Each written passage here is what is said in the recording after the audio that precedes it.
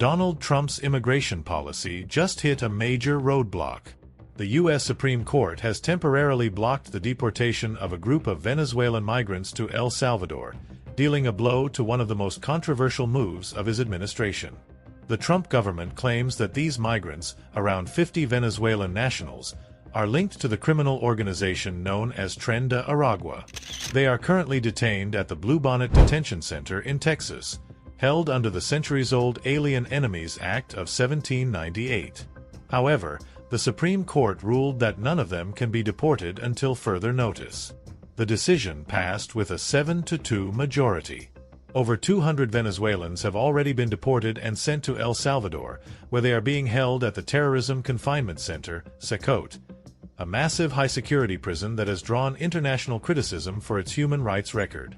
The American Civil Liberties Union, ACLU, accused the Trump administration of violating a previous ruling from the Supreme Court, which required the government to provide proper notification and reasonable time for appeals before deportations could be carried out.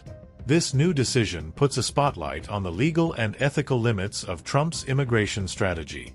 There's also a political layer to all of this. Salvadoran President Nayib Bukele has become one of Trump's closest allies.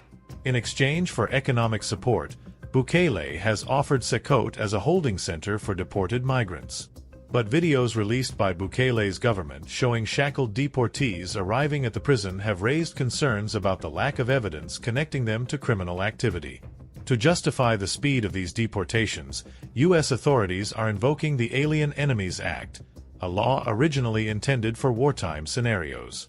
The Supreme Court recently upheld the temporary use of the law, but it also ordered the U.S. government to facilitate the return of one man deported by mistake.